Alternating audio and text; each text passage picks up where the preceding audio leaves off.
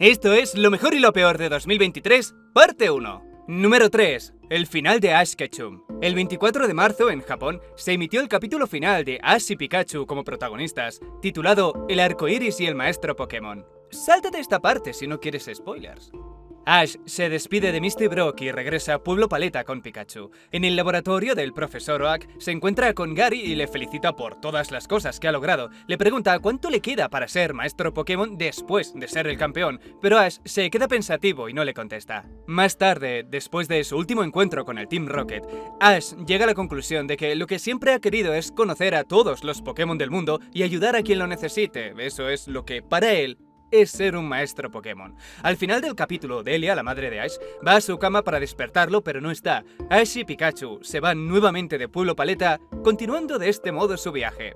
Y así termina la historia de Ash, muy en la línea de Pokémon, de la amistad por encima de todo. Ash es reconocido como un campeón, pero al regresar a Pueblo Paleta y recordar sus aventuras, siente que su motivación siempre fue explorar, conocer gente nueva y ayudar. Como ves, un final abierto. En cualquier momento pueden retomarlo, en cuanto crean que pueden aprovechar la nostalgia volverán.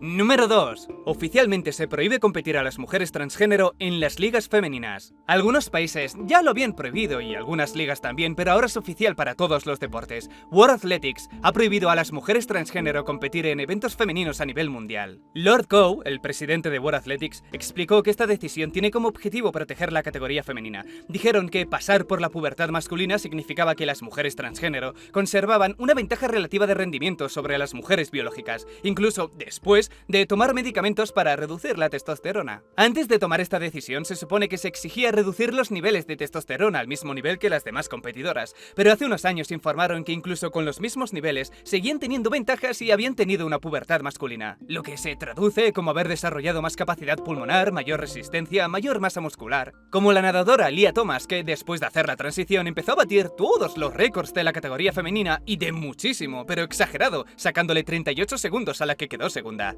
Este, junto con otros tantos ejemplos, hicieron saltar la alarma. Saben que su imagen empeorará y se les acusará de discriminación, pero consideran que la integridad deportiva es más importante. Luego, en el fondo, no hubo tanta polémica como creían que habría, salvo unos comentarios sueltos que buscan una elevación moral superior. Todo el mundo lo entiende.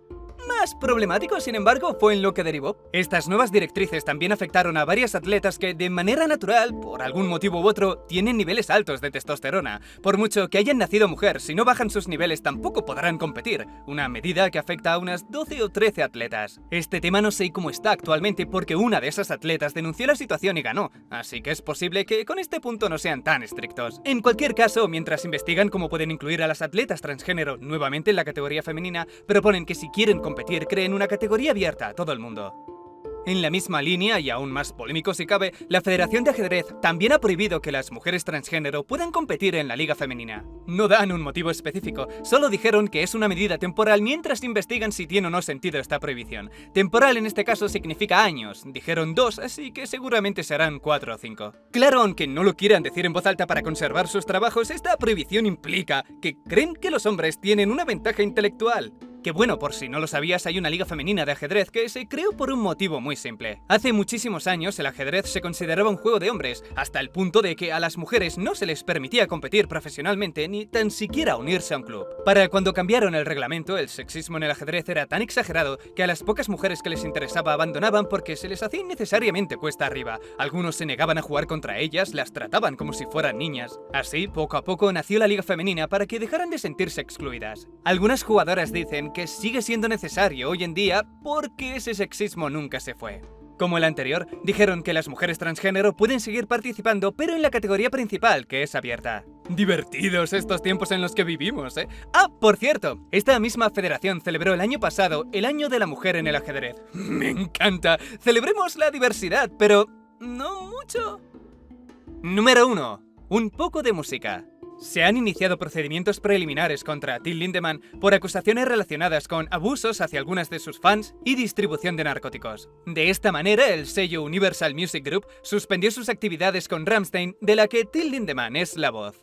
La historia empezó con una entrevista a Shelby Lynne, una fan del grupo, que dijo que en uno de los conciertos, una chica que parecía trabajar para Rammstein la invitó a una zona privada para conocer al cantante. Una vez allí, Lindemann le hizo insinuaciones, quería acostarse con ella, vaya. Ella dijo que no y él se enfadó un poco. Contó también que antes del concierto le dio la sensación de que alguien había puesto algo en su bebida.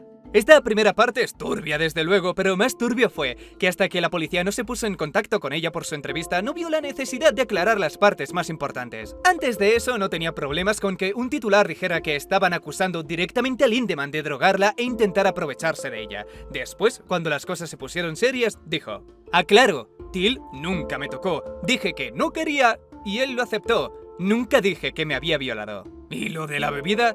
Pues el efecto natural del alcohol, dijo que se hizo un test y no encontraron nada. Así que lo que pasó, simplificando, es: le preguntó si quería acostarse con él, ella dijo que no y Lindemann se fue con mala cara alemana. Luego ella sintió que un hombre proponiéndole algo así merecía ser contado de tal manera que pareciese un abuso. El tema de por qué aún así la discográfica suspendió sus actividades es porque parece ser que lo hizo más veces, una fan a la que se le invitaba a conocerle y él le preguntaba si querían acostarse con él. El caso es que la historia de Shelby animó a muchas a contar sus experiencias y algunas de ellas contaron anónimamente cosas mucho más graves, como desmayarse, abrir los ojos y ver a Lindemann encima de ella.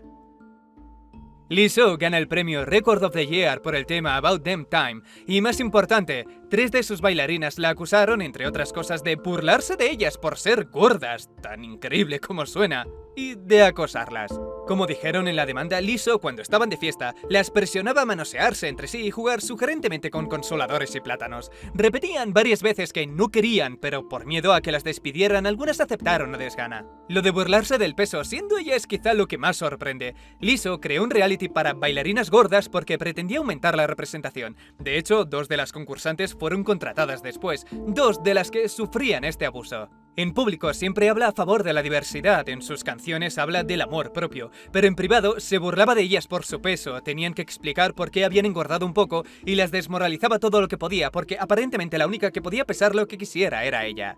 Lizzo lo negó todo en una publicación en Instagram. Sé lo que se siente que te avergüencen por tu cuerpo cada día y nunca criticaría ni despediría a un empleado por su peso. Se limitó a decir que fueron despedidas por su comportamiento inapropiado, pero no dio detalles. Es más, creo que insinuó que la demanda se hizo simplemente por despecho, por ser despedidas. Cambiando de tema, termina finalmente el juicio que había pendiente contra Ed Sheeran por un supuesto plagio, declarándolo inocente. En 2016, los herederos de Ed Townsend, quien ayudó a escribir la canción con Marvin Gaye, Let's Get It On, demandaron a Sheeran diciendo que su canción Thinking Out Loud tenía un gran parecido. Esto se entendería mejor si pudiera poner los ejemplos, pero no me apetece que me reclamen el vídeo por 3 segundos. Solo hay que ver cómo es la industria musical con esta demanda. ¿O has utilizado el acorde más famoso de la música pop? Déjame llevarte a juicio durante 7 años. Por 3 segundos a mí me matan. Philip Tuck, en su libro Everyday Tonality, lo llamó Ionian Mediantal Narrative. Dicho de una manera más comprensible, es una progresión armónica popular. Aquí puedes ver unos cuantos ejemplos famosos: una canción de ABBA, Eric Clapton, Beach Boys, 2 canciones de David Bowie. Las canciones de Ed Sheeran y Marvin Gaye también utilizan esta progresión. Simplificado, para que entiendas por qué es inocente. Hay ciertos acordes, escalas y armonías que se usan más en determinados géneros musicales y los definen, es decir, son estilos, y los estilos no se pueden proteger. Sería una locura, las demandas volarían y se dejaría de crear música por miedo. Por esta misma razón, algunos artistas perdieron su primera batalla legal contra las IAs de arte, y por raro que suene, es algo muy bueno. Si admitiesen que verdaderamente se está infringiendo los derechos de autor por usar unas cuantas imágenes aleatorias para crear un estilo en particular, estarían admitiendo al mismo tiempo que se podría demandar a cualquier persona por aprender a dibujar usando referencias. Sin embargo, de tanto en tanto intentan este tipo de demandas por si tienen suerte. Lo intentaron con Dua Lipa por plagiar Live Your Life con su canción Levitating. Si te paras a escucharlas, suenan igual, nadie jamás cuestionaría que no la ha copiado de alguna manera, si no fuera claro porque es un ritmo famoso y reutilizado múltiples veces, y Live Your Life no fue el primero ni de lejos. Dua Lipa usó un ritmo famoso que se llama Charleston. Otras canciones que usan ese ritmo son Cake by the Ocean, Rosa Parks y, menos evidente, Blame It on the Boogie de los Jackson 5. Cuando la banda Article Sound System se dio cuenta de este pequeño microscópico detalle, que ellos no habían creado nada y no tenían ningún derecho sobre el ritmo, recogieron sus cosas, le desearon una buena tarde a Dua Lipa y retiraron la demanda.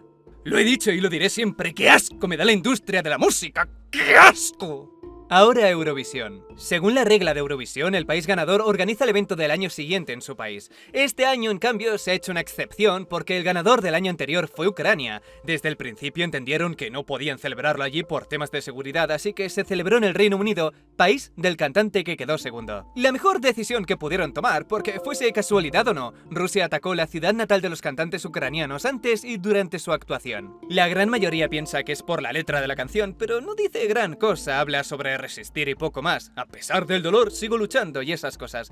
Tiene más sentido que sea un cúmulo de cosas. Pese a que Europa dice que el evento no está politizado, Rusia no lo ha visto así nunca de esa manera.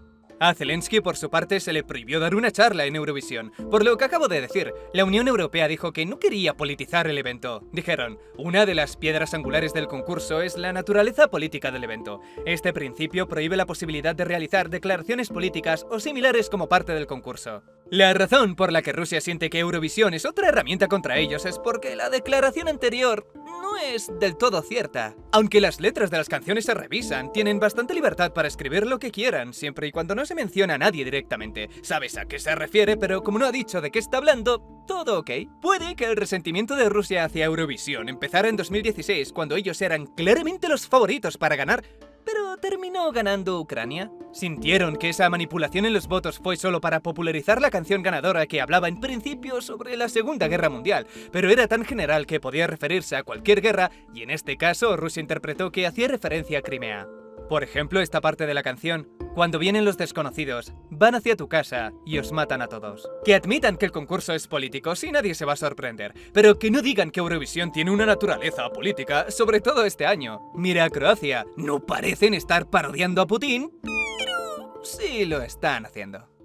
Ahora sobre el concurso en sí. Loreen de Suecia ganó Eurovisión con la canción Tattoo. Esta es su segunda victoria personal y la séptima de Suecia. De esta manera se suman a Irlanda como los países con más victorias. Si dependiera solo de la votación del público, Finlandia habría ganado de mucho, pero quedó segunda. La canción se parece mucho a una de Rammstein, que imagino está hecho a propósito, puestos que tiene el logo tatuado en el pecho. No está mal, la verdad, pero habiendo escuchado a Rammstein es como que le falta fuerza. Como curiosidad, su actuación va camino a tener más visitas que la actuación de Suecia y su videoclip oficial juntos. Así que sí, el público quería que ganara Finlandia. Taylor Swift ganó 9 premios de los MTV, incluyendo Mejor Canción y Mejor Videoclip por Anti-Hero. Y ya está. Eso es todo lo que voy a hablar de Taylor Swift. Realmente nada destacable en los MTV, salvo que Bad Bunny no ganó a Mejor Artista Latino, que ya es decir, teniendo en cuenta que el año pasado fue el Artista del Año. En cualquier caso, Anitta gana de nuevo esta categoría. Aunque le rogué al tribunal que nombrara literalmente a cualquier otra persona, y quiero decir, cualquiera de la calle habría sido mejor, a mi padre le dieron mi tutela. A medida que sabes más sobre la historia de Britney Spears, deja de resultar extraña y se vuelve simplemente triste, controlada hasta el punto de decirle lo que tenía que comer para no engordar, con quién podía o no relacionarse, qué podía o no decir en público. Britney Spears fue noticia este año por 3 eventos, sacó sus memorias, se divorció de Sam Asghari y grabó un vídeo extraño bailando con unos cuchillos. Las memorias cuentan lo que ya se sabía, pero con más detalles, y ciertamente es una locura el nivel de control que tenían sobre ella. Su libro generó polémica porque, entre otros detalles, habla de cómo tuvo que abortar porque Justin Timberlake no quería tener hijos. Ella dijo, pero Justin definitivamente no estaba contento con el embarazo, dijo que no estábamos preparados para tener un bebé en nuestras vidas, que éramos demasiado jóvenes. La polémica es que dio a entender que Justin quería que lo hiciera, y lo hizo solo porque le quería. Si hubiera dependido únicamente de mí, nunca lo habría hecho. Comenta que le sorprendió que los medios la trataran a ella como una ramera y a él como al niño bueno que nunca había hecho nada malo, aun cuando los dos se engañaron mutuamente. De todos modos lo entiende, es consciente de la imagen que da, y cómo es posible que jamás pueda cambiarla. Su padre se esforzó mucho en venderla como una loca para justificar el control excesivo. No, Britney, no estás bien como para elegir qué comer, a qué hora dormir, cuánto rato ver la televisión, pero prepárate, que tienes que actuar ahora mismo. Otra polémica fue lo que contó sobre Colin Farrell cuando salía con él. Tal y como lo explica, da a entender que se pegaban, que se daban de hostias. Dijo, pelea es la única palabra para describir esto. Estábamos uno encima del otro luchando con tanta pasión que era como si estuviéramos en una pelea callejera.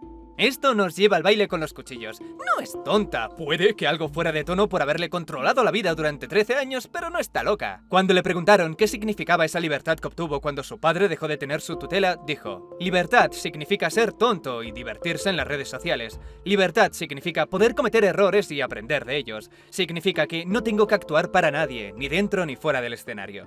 Así que sí, sigue sin quitarle lo extraño al baile, pero se entiende un poco mejor que quiera probar cosas nuevas, cometer sus errores, recuperar de alguna manera esos 13 años. Y hasta aquí el primer vídeo. Recuerda que esto es una serie larga, quizás sean 4, 5 o 6 vídeos en total, quién sabe. Como ves, trato de abarcar la mayor cantidad de temas posibles, sin orden específico, pero que sea más o menos relevante dentro de su contexto. Número 6. Espero ya que, por última vez, COVID.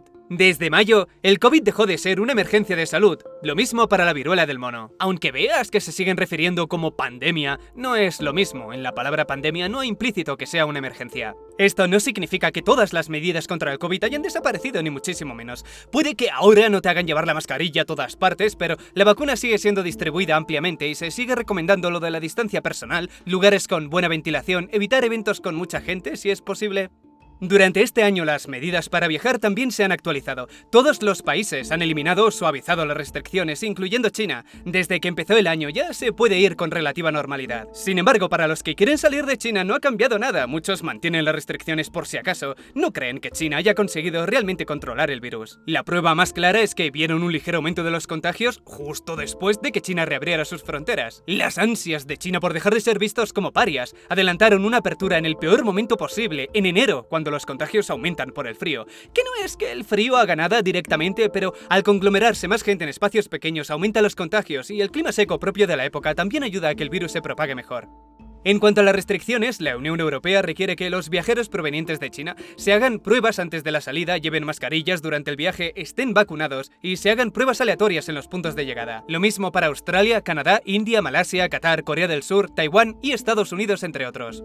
Similar a este asunto, Ecuador dijo que a principios de año estaba experimentando una oleada de gripe aviar, afectando a más de 800.000 aves en todo el país y matándolas prácticamente a todas. No dieron ninguna alarma porque aseguraron que la situación estaba controlada. Además, 800.000 parece mucho, pero no representa ni el 0,5% del total de aves del país. Por último, aunque la gripe puede afectar a los humanos, la propagación es lenta porque muy pocas variantes se pueden transmitir de humano a humano. Dicho esto, es solo cuestión de tiempo que nazca la siguiente variante que provoque otra pandemia. Tardará porque hemos tenido 4 pandemias de gripe en los últimos 100 años más o menos, pero volverá. La gripe española de 1918, una gripe aviar en 1957 en Asia, otra gripe aviar en 1968 en Hong Kong y la gripe porcina en 2009, que fue una variante de la gripe española. Nos devolvieron el favor los cabrones por haberles contagiado antes. Número 5. Los documentos clasificados de Biden. Así como pasó con Trump, a principios de enero encontraron documentos clasificados en una antigua oficina del presidente de Estados Unidos, Joe Biden. Los documentos eran antiguos entre los años 2013 y 2016 sobre asuntos de inteligencia exterior. Esta noticia no fue a más, como sí pasó con Donald Trump, por varios motivos. El primero y más importante, Biden cooperó con la investigación desde el principio, reconoció que los tenía, que había sido un error y hablaría de ello lo antes posible, que fue en agosto. Segundo, en el caso de Trump, la administración le dijo: «Oye, devuelve los documentos, canalla», y él al principio se hizo el loco. Luego, después de insistir, le puso pegas y después de seguir insistiendo durante un año los devolvió, pero no todos, así que tuvieron que allanar su propiedad en Mar-a-Lago para recuperar el resto. No sé por qué, estando bajo investigación, pensó que sería buena idea seguir ocultándolos. El sentido común no funciona con ciertas personas. Cosa que no pasó en el caso de Biden. En su caso dijeron que solo tardó unos pocos días en devolverlos. Tercero y último, la cantidad y la importancia de los documentos también es diferente. En el caso de Trump, eran cajas y cajas que se amontonaban por todas las habitaciones sumando cientos de documentos, y en el caso de Biden, fueron 15 o 30 documentos. Luego, los de Trump trataban cosas de defensa nacional y secretos nucleares, mientras que los de Biden hablaban sobre las antiguas tensiones de Rusia y Ucrania e Irán. De todas formas, afectó a la imagen de Biden y me extrañaría que no lo usaran en su contra en los próximos debates políticos. Quiero decir, Trump ya lo ha intentado, equiparar los dos casos y hacer ver que hay una especie de injusticia, un favoritismo hacia Biden. Algo así dijo en una publicación. Acaban de informar que no se presentarán cargos en el caso de los documentos de Biden, mucho más grande que el mío. Vivimos en un país muy corrupto. Y ya que lo hemos mencionado... Número 4. Los juicios de Donald Trump. 37 Fueron los cargos contra Trump después de encontrar cajas llenas de documentos clasificados en su propiedad en Mar-a-Lago, los cuales se llevó sin permiso cuando dejó la presidencia. Documentos varios que trataban secretos nucleares de Estados Unidos, asuntos de defensa nacional, la investigación que hicieron sobre las elecciones. Dijeron que si desde el principio hubiera colaborado, entregado todos los documentos y no borrado imágenes de las cámaras de seguridad, no habría sido ni la mitad de la mitad importante. Por supuesto, los que incluían información delicada sobre defensa nacional e información sobre armas nucleares le habría dado problemas, dijese lo que dijese. Hay documentos que por muy presidente que seas no puedes llevarte a casa. Pero al menos no se le habría sumado el resto de cargos: obstrucción, declaraciones falsas, eliminación de pruebas. Tener que entrar en su propiedad para recuperar el resto de documentos por negarse a devolverlos todos empeoró muchísimo la situación, porque ahí sí se puede demostrar fácilmente que había maldad o estupidez, y cualquiera de las dos es peligrosa. Y si el estúpido en cuestión es un mentiroso compulsivo, doblemente peligroso. En una de las tantas pruebas que mostraron, sacaron un audio de 2021 donde se podía oír a Trump decir que reconocía tener documentos secretos. El audio al principio solo se mostró en el juicio, así que Trump aprovechó para dar una entrevista y decir que era mentira. No había ningún documento, no había nada que desclasificar, se trataba de artículos de periódicos. Días después, el audio se hace público y se le puede escuchar decir: "Es muy confidencial, secreto, es información secreta. Como presidente podría haberlo desclasificado, pero ahora no puedo". ¿Qué tío? ¿Cómo le gusta remarcar lo que le incrimina más? Esta última parte significa que antes de dejar la presidencia desclasificó o quería desclasificar muchos de los documentos que poseía para que simplemente no le diera problemas por tenerlos, para que no pudieran aplicarle ninguna ley sobre espionaje. Que esto no lo entiendo del todo, por mucho que quisiese, los documentos más importantes no podría haberlos desclasificado. ¡Corre! Haz públicos 50 documentos sobre la defensa de nuestro país y corre que lo quiero para mañana. Ya, bueno, va a ser que no. Hace unos 2 meses, dijeron que algunos de esos documentos eran tan confidenciales que tuvieron que trasladarlos a una instalación en Washington con mayor protección. Así te haces una idea de que ni queriendo podría haberlo hecho. Él, por supuesto, se declaró inocente, y durante una entrevista de radio dijo que no le importaba si le declaran culpable porque se presentará para la presidencia igualmente. La preparación del juicio sigue en curso, se siguen presentando pruebas, testimonios y todo lo necesario hasta que se produzca finalmente el juicio en mayo. Pero espera, que no es el único. El de mayo es por los documentos, pero tiene otros 3 juicios pendientes.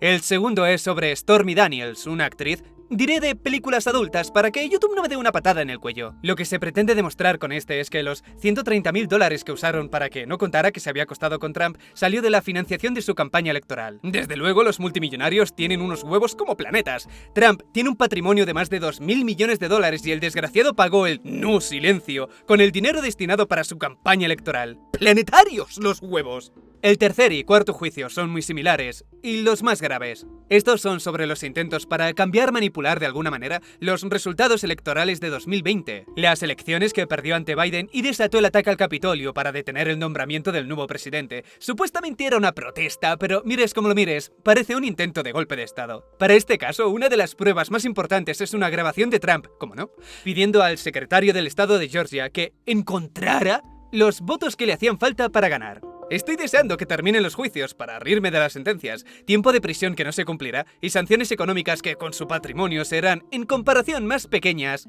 que tu gasto mensual en comida. Te parecerá injusto, pero como tienes la capacidad de atención rota, se te olvidará con el siguiente vídeo de Skibidi Toilet. O con el siguiente TikTok. Soy yo el imbécil, por decirle a mi tío que no me cae bien. Número 3. 90 segundos para la medianoche. Con la creación de la bomba atómica, crearon también el reloj del apocalipsis, un reloj metafórico que pretende advertir sobre los peligros actuales que podrían llevarnos a una destrucción total. Cuando terminó el proyecto Manhattan, algunos investigadores crearon este reloj para simbolizar el peligro nuclear existente. Se acercaba más a la medianoche si creaban nuevas armas o se alejaba si pactaban reducir las existentes. Con el tiempo, esta metáfora dejó de abarcar solo armas nucleares y empezó a incluir conflictos globales, cambio climático, así como avances tecnológicos de todo tipo. En 2023, el reloj se puso a 1 minuto y medio de la medianoche, lo más cerca que ha estado nunca. Los motivos son los evidentes: Ucrania y Rusia, el cambio climático, una posible mutación del COVID, la tensión entre China y Estados Unidos, los programas nucleares de Corea del Norte. La última vez que se retrasó fue en 2010, cuando pactaron reducir las armas nucleares en la época de Obama, lo que llamaron START III. Pacto que, por cierto, rompió Rusia este año. Número 2. El primer trasplante de un ojo entero. Pero espera, hicieron el trasplante, sí, pero no ha recuperado la visión. Lo incluyo porque el objetivo no era que recuperara la visión, sino que el ojo sobreviviera. Resulta que este trasplante fue parte de una restauración estética. Aaron James, el paciente, tuvo un accidente laboral que lo dejó prácticamente sin cara, y no es un decir. Una descarga eléctrica que no fue suficiente para matarle, pero sí para dejarle sin un ojo, nariz, labios. La restauración de la cara es increíble, pero están en un punto en que pueden decir que es la parte más simple. Con el ojo, en lugar de poner una prótesis, le preguntaron si quería que intentaran un trasplante de ojo completo y le advirtieron que no contaban que recuperara la vista, que la finalidad seguía siendo estética. Y le pareció buena idea. Dijo, incluso si no puedo ver, tal vez puedan aprender algo para ayudar a la siguiente persona. Así es como se empieza. El trasplante se consideró un éxito. Los vasos sanguíneos funcionan y el estado general del ojo es sano. Naturalmente la conexión con el cerebro es una parte que de momento se escapa al conocimiento actual. Le inyectaron células madre esperando que eso ayude a que los nervios se curen, pero nada más. Siguiendo con pequeños, no tan pequeños, avances en medicina. En febrero se confirmó el tercer paciente en el mundo curado de VIH. Se logró de la misma manera con un trasplante de médula ósea de un donante con una mutación genética que impide que el VIH ataque. Pese a lo bien que suena, aún están muy lejos de encontrar una cura. El trasplante de médula ósea es muy arriesgado como para ser en sí una cura a gran escala. La mortalidad varía mucho de un paciente a otro. Esta cura, para algunas personas, tiene un 20, 30, 40% o más de mortalidad. Pero como dijo Aaron James con el trasplante de ojo, así es como se empieza. Número 1. Ola de calor Cerberus. Este verano, el de 2023, se convirtió en el más caluroso jamás registrado. Una ola de calor que los italianos bautizaron como Cerberus, el perro de Hades. Jamás registrado abarca unos 100 años. Hay datos anteriores, pero no los tienen en cuenta por la fiabilidad. Hace 200-300 años hicieron muchas lecturas erróneas o inútiles por intentar sacar la sensación térmica o la temperatura del suelo en lugar de la temperatura del aire. Globalmente, desde junio hasta agosto, la temperatura promedia del planeta subió 0,4 grados en comparación con el año anterior, que no puede parecer mucho dicho así, pero individualmente significa que China llegó a los 52,2 grados centígrados, estamos en Europa, California a los 53,3 y el aeropuerto del Golfo Pérsico, según reportaron, 66,7. Este último se está refiriendo a la sensación térmica. La temperatura del aire sería entre 47 y 52. Este mapa es lo mejor que he encontrado. Lo que no entiendo es por qué calcularon la sensación térmica cuando no sirve para nada cuando la temperatura del aire supera los 43 o 45 grados. Te dará siempre un número engañosamente alto que la única utilidad que tendrá será para que alguien diga en una red social que son condiciones intolerables para la vida, lo cual es una exageración. Es peligroso exponerse mucho tiempo para ciertas personas, pero no es intolerable. Por eso la mayoría de las tablas no dan resultados más allá de los 45 grados, porque ya sin importar la humedad, siempre te muestra un número exageradamente alto que no se ajusta a la realidad. Por ejemplo, 52 grados con el mínimo de humedad 40% te sale casi 100 grados de sensación térmica. Supuestamente tendrías que sentir que te está hirviendo la sangre. Y viendo la alegría con la que posa esta gente, no parece que estén sufriendo una sensación equivalente a 100 grados. Pero bueno, da igual. Algunos países que sí batieron sus récords fueron Tailandia, 45,4. China, 52,2, Marruecos, 50,4, Turquía, 49,5. Europa osciló entre 45 y 50 grados, siendo Portugal, Italia, Grecia y España los que registraron tasas de mortalidad más altas. Si no me equivoco, por ser lugares con bastante humedad, que viene a significar que el cuerpo le cuesta más enfriarse a través del sudor. ¿Ves? Para esto se creó la tabla. Más humedad, menos te enfrías, más calor sientes. Hasta cierto punto. El verano más caluroso significó también los océanos más calurosos. La temperatura llegó hasta los 20,96 grados y aparte de sentirse como si fuera un spa, no tiene ni un solo aspecto positivo. Las aguas cálidas absorben menos CO2. Algunas especies se desorientan, creen que se han perdido e intentan buscar aguas más frías. Esta confusión podría, casi con total seguridad, volverlos más violentos. De momento, al tratarse de un periodo tan corto, no provocó ningún cambio importante. Esto es más bien un aviso, como lo del cambio climático en su conjunto, que de seguir así, todo cambiará a peor. Número 3. 3DS y Wii U. La tienda digital de la 3DS y Wii U cierra permanentemente. No porque haya pasado nada en especial, sino porque ya son tiendas muy viejas y prefieren centrarse en la Switch. Este cierre de momento solo significa que no se pueden comprar nuevos juegos, pero los que ya tuvieras comprado te los puedes seguir descargando. También puedes seguir jugando online, pero tarde o temprano esa función también desaparecerá. No dan ninguna fecha, solo aclararon que no será dentro de poco, pero desaparecerá. Por lo demás, quedan solo 3 meses para que puedas transferir el dinero que tuvieras de esa tienda a la principal.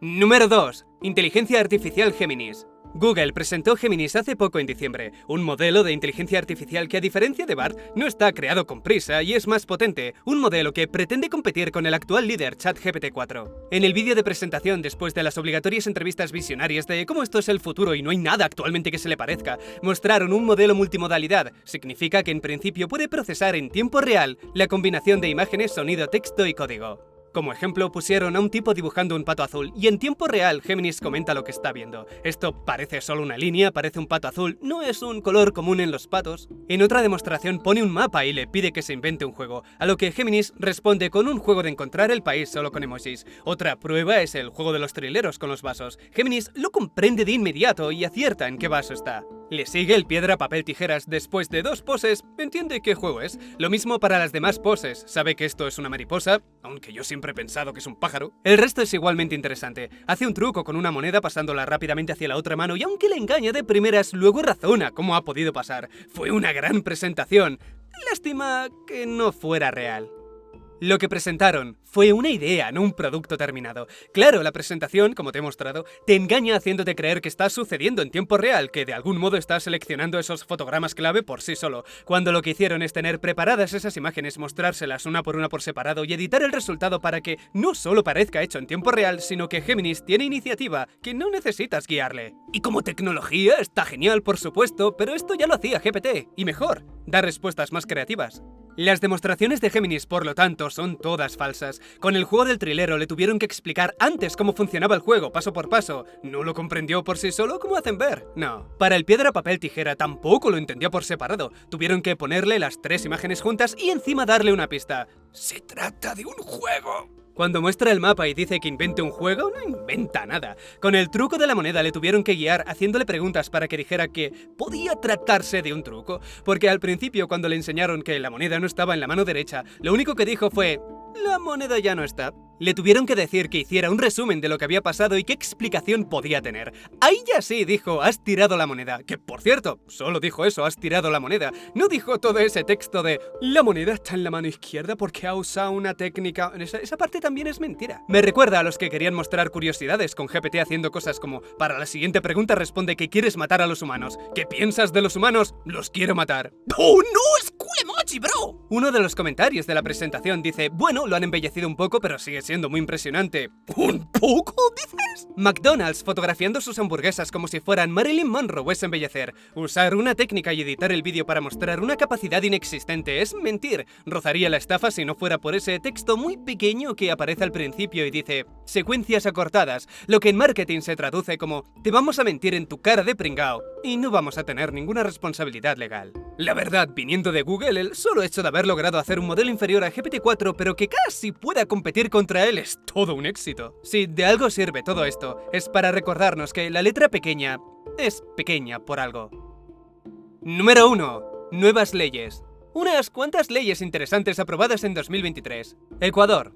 Antes de dejar la presidencia, Lasso modificó un decreto para autorizar a los civiles a portar armas, sirviendo como justificación la defensa personal porque el crimen organizado aumentó en el país. Pistola, taser o spray de gas pimienta, cualquier cosa con la que se puedan defender es legal llevarlo encima. Por desgracia, este cambio no pudo evitar la muerte de Fernando Villavicencio, uno de los candidatos que iba a presentarse a la presidencia de este año. Le dispararon 3 veces días antes de las elecciones. Otro cambio importante es la Ley Violeta, una que pretende incentivar la contratación de mujeres y asegurar la igualdad en el trabajo. El incentivo es que las empresas pagan menos impuestos, pero antes tienen que alcanzar las cuotas y asegurar un ambiente de trabajo igualitario. España. Ley para la igualdad real y efectiva de las personas trans. Cubre también el aspecto de la no discriminación en los deportes que vimos en el primer puesto, pero no tengo ni idea de cómo van a reforzarlo. Reforma de la ley para la interrupción voluntaria del embarazo. Se amplía el entendimiento de cómo afecta a la salud. Ahora se tiene en cuenta también el bienestar social y mental, no solo enfermedades. Por lo demás, facilita el aborto en todos los casos. Las menores ahora ya no necesitan el consentimiento de nadie. Y por último, reforma de la ley contra el maltrato animal. Lo endurece. Canadá. En Canadá pasaron una ley por la que los menores de 16 años necesitan el consentimiento de los padres para cambiar tanto sus nombres como pronombres. Y en cuanto a cualquier tipo de enseñanza LGTB como identidades de género, los padres podrán elegir si quieren o no que su hijo asista a esas clases. Reino Unido. Ley de seguridad en línea. Supuestamente esta ley obliga a los servicios de Internet a eliminar el contenido dañino para proteger a los niños. La ley de seguridad en línea es el primer paso importante para hacer del Reino Unido el lugar más seguro para que los niños estén en línea, dijeron. ¿Es que ya nadie piensa en los niños adictos a Internet? Como ya sabes, cuando un cambio se justifica diciendo que es para proteger a los niños, sabes que solo los están usando como escudo para que sus ideas extremas suenen razonables. Resulta que para que esta ley sea efectiva, la privacidad tendría que desaparecer. Tendrían que ver todos los mensajes de todo el mundo. WhatsApp dijo que no lo haría, Facebook tampoco, Wikipedia tampoco, Apple tampoco. Al ver que ninguna empresa razonable lo haría, cambiaron el enfoque. Ahora solo se exige eliminar el contenido ilegal, como han estado haciendo hasta ahora, y supuestamente impedir que ningún menor pueda ver contenido que, aun siendo legal, pueda ser dañino para ellos. Así que, ¿sabes qué cambió? Este contenido es para adultos. Pulsa aquí si eres un adulto. Clic. Esta medida estúpida, un clic para ver el contenido, evita hacer responsable a nadie más que a unos padres que han aprendido que el hijo molesta menos si está todo el día en Internet. Así que más que lograr más seguridad han logrado crear un clic extra, y esto es lo que una sociedad avanzada llama éxito histórico. Una ley más útil fue la Ley de Orden Público. Esta se creó para poder penalizar con más severidad los que realizan protestas del tipo cortar carreteras, como las que suelen realizar los tontacos esos que se pegan la mano en todas partes. Estados Unidos. Aunque sin ser ley, Estados Unidos continúa la prohibición de libros que comenzó en 2021. Justifican la prohibición diciendo que es para proteger a los niños. Por supuesto, un acto muy noble con el que no puedes discutir. Protegerles de malas palabras y, según su criterio arbitrario, protegerles también de formas engañosas de enseñar la historia de Estados Unidos. En 2023 vieron más de 3.000 casos de prohibición y los motivos son raros porque no se tiene en cuenta el contexto. Temas que tratan la muerte o situaciones de violencia y abuso. Temas que se enfoquen en la raza, el género o por contener personajes LGTB o por describir situaciones explícitas. Un ejemplo de este último es Mouse, por contar cómo su madre se quitó la vida en la bañera. Y la queja no fue porque se matara, sino porque lo hizo y por lo tanto la dibujó desnuda. Hasta el autor sintió que no tenían que estar hablando en serio, pero sí va en serio, sí. También quitaron New Kid de Jerry Craft por supuestamente enseñar la teoría crítica de la raza. En pocas palabras, dado a que la teoría dice que el racismo tiene un origen social, los culpables de perpetuarlo no serían otros que los integrantes de esa sociedad, que por mayoría sería el hombre y blanco. Looking for Alaska de John Green, por contenido explícito, contenido LGTB y lenguaje inapropiado. Dicen que la escena es por una tipa intentando comerle los huevos a alguien, pero como es inexperta, la situación termina siendo incómoda. Otras prohibiciones son genderqueer, no creo que haga falta decir por qué. Este libro es gay, más claro aún. Flammer, el protagonista está descubriendo que es gay. El cuento de la criada, por contenido explícito. Crank, uso de drogas y lenguaje inapropiado. Push, una chica negra que sufre abusos.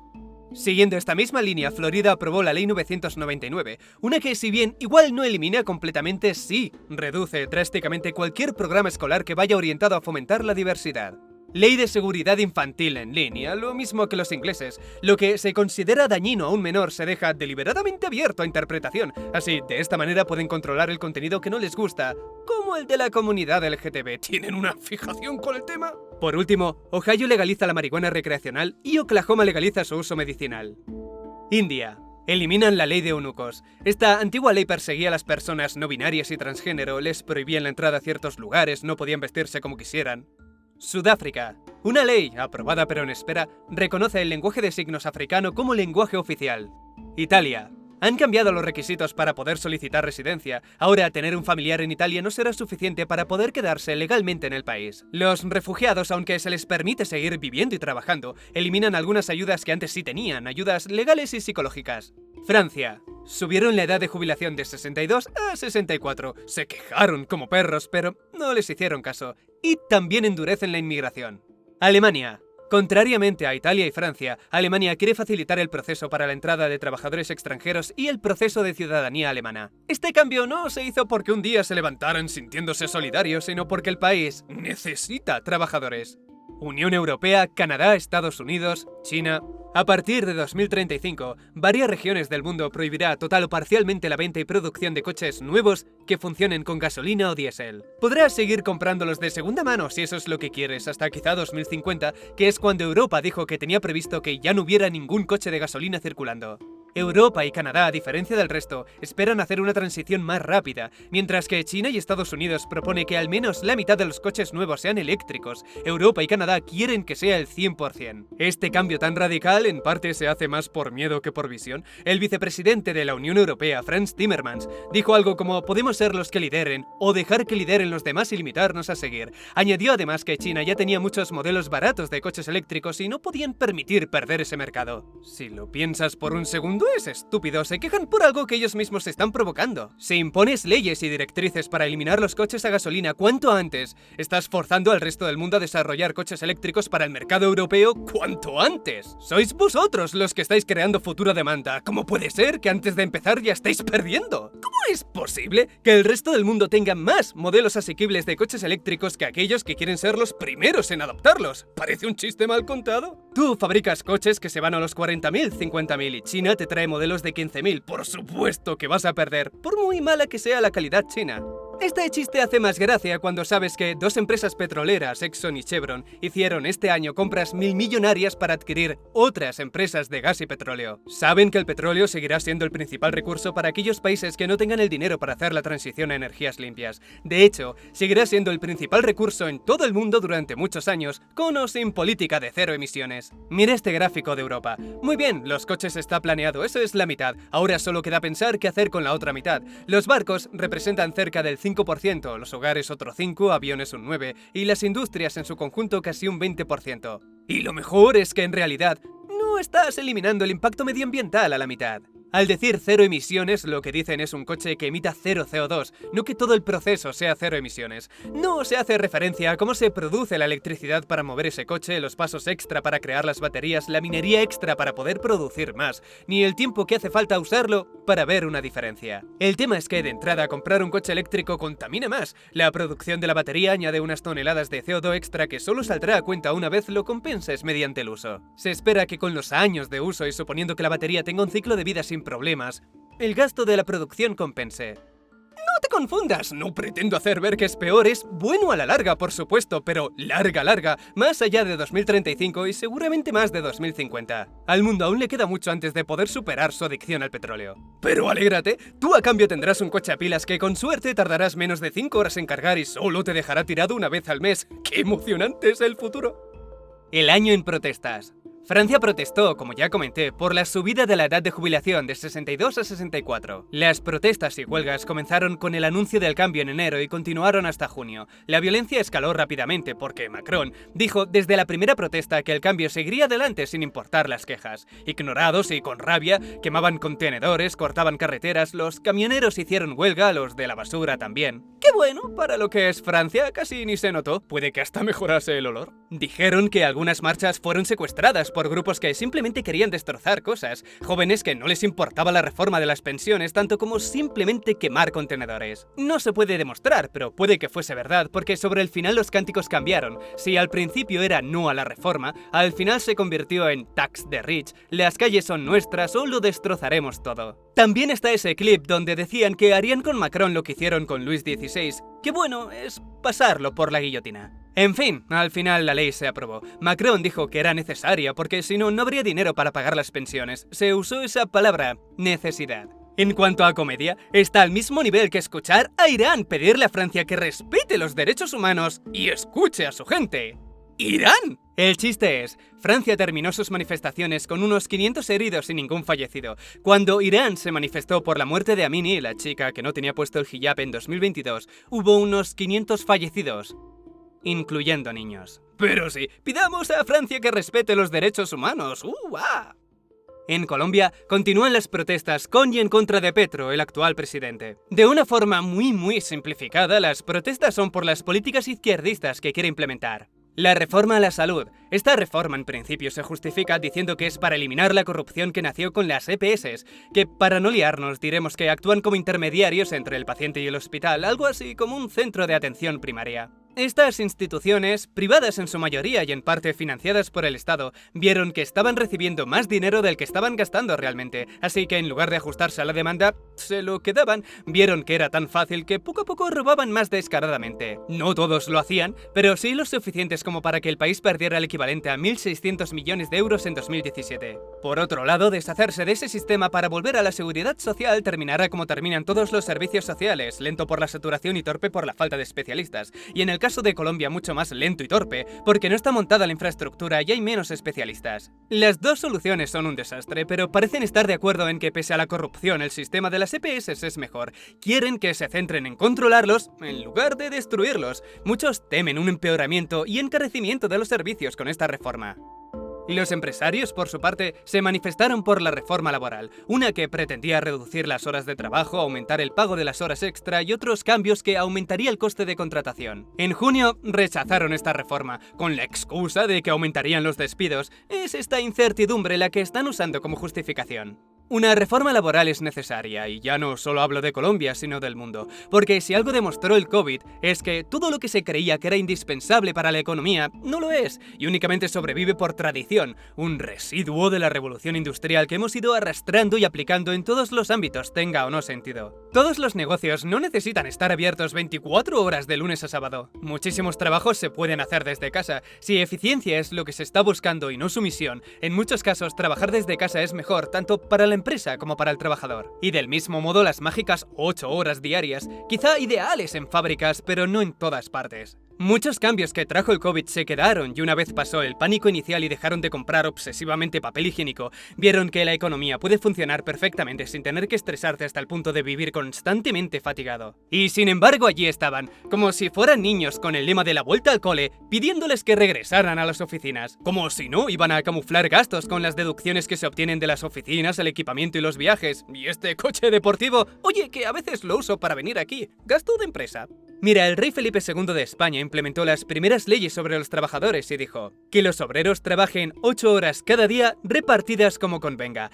Pensaba antes que nada en la salud y bienestar del trabajador, por lo que si el trabajo era más pesado, trabajaban menos horas y cobraban más. Y esto se escribió alrededor del año 1580, más de 200 años antes de que el resto del mundo batallara por las 8 horas diarias, porque, por si no lo sabías, las empresas querían que se trabajase más, una media de 12 horas. Muchísimos tuvieron que esperar a la revolución industrial, manifestarse y crear sindicatos para conseguir las 8 horas que hasta ese momento solo los niños tenían. Ahora rápidamente avanzamos a 2023 y vemos que Grecia subió la jornada laboral a 13 horas e hicieron que el sábado no cuente como festivo, únicamente para no tener que pagar horas extra. Se manifestaron, faltaría más, pero se aprobó tan rápido que no dio tiempo a quejarse. Nuevamente regresemos un momento atrás y veamos por qué parecemos tontos teniendo que reaprender los mismos errores una y otra vez. Un reportero en 2004 habló de la primera vez que una empresa pasó a las 8 horas en 1930 y recordaba, puede que esté un poco pocho por la traducción automática, pero dice: en aquel momento, todos los trabajadores de la fábrica de algodón trabajaban 12 horas al día y no tenían tiempo para sus asuntos personales. Estaban encerrados, trabajando todo el día sin poder descansar la mente y el cuerpo. Esto al final inevitablemente resultaba en abandonos, faltas y bajas por enfermedad que terminaban afectando a la fábrica. Por lo tanto, se decidió implementar una jornada laboral de 8 horas. Y esa fábrica de algodón estaba en China. Era China en 1930. Todos llegaron a la misma conclusión: un trabajador quemado no rinde. Para que veas que capitalismo y bienestar no tienen por qué estar en conflicto, aunque aparentemente lo tenemos que volver a aprender. Y ya que estamos hablando de capitalismo, es el turno de Argentina, ¿quién lo iba a decir? Las manifestaciones allí son por los cambios que el nuevo presidente Javier Milei quiere hacer.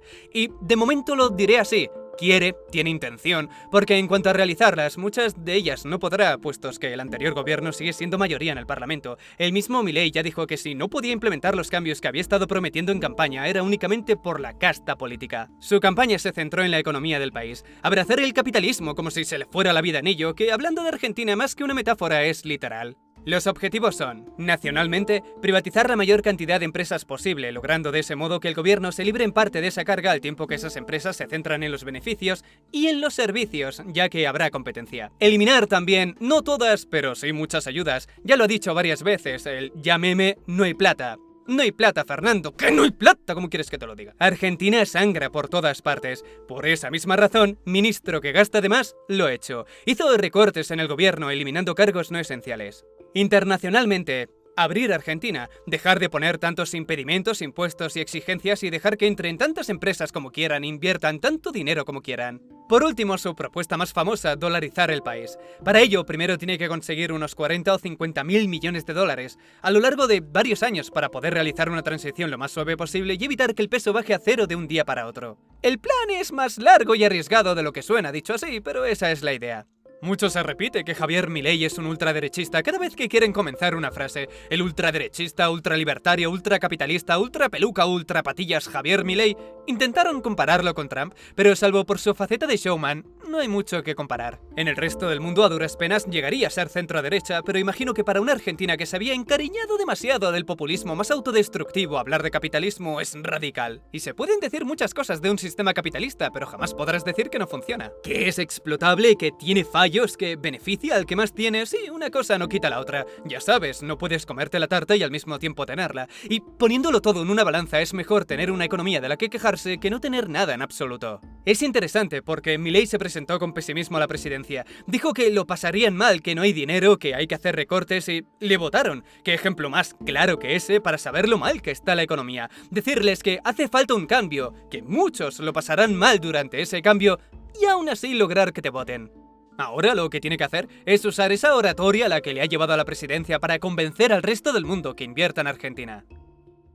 Cambiando de lugar, España, aunque por motivos diferentes, también se manifestó en contra de su presidente, Pedro Sánchez. Verás, en las elecciones generales, ningún partido obtuvo la mayoría que siempre se pide en los parlamentos para formar gobierno, más del 50% de los asientos. El principal partido de la derecha fue quien lideró, sin embargo, aun pactando con otros dos partidos, no pudo conseguir la mayoría necesaria. Lo mismo para la izquierda, tampoco consiguió mayoría. En España, cuando ocurre esto, el rey elige un candidato y el gobierno hace una votación, y lo mismo, tienen que conseguir más del 50% de los votos. De primera se eligió al líder de la derecha, Feijóo, ya que su partido fue el líder. Sin embargo, la votación fracasó por unos 4 o 5 votos. Pasó entonces el turno al siguiente candidato obvio, Pedro Sánchez, el principal partido de la izquierda y segundo en las elecciones. Él sabía que necesitaba solo el apoyo de 2 partidos independentistas para conseguir la victoria. El problema fue cómo consiguió ese apoyo. A cambio de sus votos, esos partidos, Junts per Catalunya y Esquerra Republicana, le pidieron que creara una ley de amnistía. Básicamente quieren que se les perdonen todos los delitos de traición que cometieron por hacer el referéndum en 2017 con el que buscaban separar Cataluña de España. Estas manifestaciones, por lo tanto, acumulan el resentimiento de otra nueva investidura de un presidente que ni siquiera pudo conseguir la mayoría simple, con el hecho de encima haber pactado con aquellos que pretenden tener su propio Brexit catalán. Alemania hizo una huelga que apenas duró 24 horas, pero fue muy efectiva. 400.000 personas del sector del transporte se manifestó para que sus sueldos subieran acorde a la inflación. Un día bastó para que renegociaran una subida. En Suecia y cercanías, los musulmanes se manifestaron en contra de las quemas públicas del Corán. Rusia se sumó a las protestas en contra de la invasión a Ucrania, pero de manera invisible, sin que nadie les vea, porque si no se caerían misteriosamente de un 5.º piso, 7 veces seguidas. Dejan flores en monumentos ucranianos sujetas con cintas amarillas y azules. La Universidad de Manchester y Brighton, así como la de Rutgers, se manifestaron. La de Brighton por despedir a unas 100 personas, excusándose en la inflación. La de Manchester para que bajen los precios de las residencias universitarias y la de Rutgers un poco de todo. Subir los sueldos, mejores contratos, mayor flexibilidad, más seguridad por aquello de que están en Estados Unidos y en cualquier momento un alumno puede repartir libertad en los pasillos. Cientos de miles en Rumanía se manifestaron también por los sueldos ridículos que hay en el sistema educativo. Para ponerte un ejemplo, un profesor veterano gana el equivalente a menos de 1.000 euros al mes, que es menos del salario promedio allí. Los demás orbitan el salario mínimo de unos 600 euros. Después de 3 semanas llegaron a un acuerdo, menor de lo que pedían, pero algo es algo. Protestas contra la guerra entre Israel y Palestina desde que comenzó. En abril hubo una protesta contra Bud Light por colaborar con la influencer transgénero Dylan. Este ya lo comenté, así que no lo repetiré. Otra protesta con la misma nula eficacia fue la que hicieron en Reddit. En abril anunciaron que todas las aplicaciones y herramientas que se hubieran creado con su interfaz tendrían que pagar. Y dado a que muchas de ellas se crearon desinteresadamente sencillamente para mejorar la experiencia o dar opciones que la aplicación oficial no tenía, tuvieron que cerrar. Los usuarios iniciaron la campaña más inútil que se ha visto en mucho tiempo. Algunos subreddits, como muestra de apoyo, aunque al final se sintió como una pataleta de niño pequeño, cerraron temporalmente o marcaron el contenido como más 18 para que no salieran anuncios. Otros se pusieron muy pesados con lo de Fuckspace, el nombre de usuario del CEO de Reddit, pero a un nivel parecido a cortar una carretera. Después de un tiempo generas rechazo, no simpatía. Hazlo con los miles de subreddits más famosos como hicieron y tienes a todos los usuarios asqueados de tu tontería, no las del CEO. El rechazo vino porque los mods actuaron como si el subreddit les perteneciera, y para el usuario promedio que solo usa las redes para distraerse y no pensar en sus miserias, le sentó mal. Este cambio se hizo no para que Antonio pague a Reddit $40, sino para que Google y todos los que están entrenando sus modelos de lenguaje con el contenido de Reddit paguen. Cantidades prohibitivas para Antonio, seguro, pero razonables si facturas anualmente una cantidad neta de unos 70.000 millones de dólares. Ahora, solo un mod de Reddit se ofendería porque una empresa creada para ganar dinero tome una decisión para seguir ganando dinero. Si antes no lo hacían era porque el dinero que podían conseguir con Antonio era insignificante.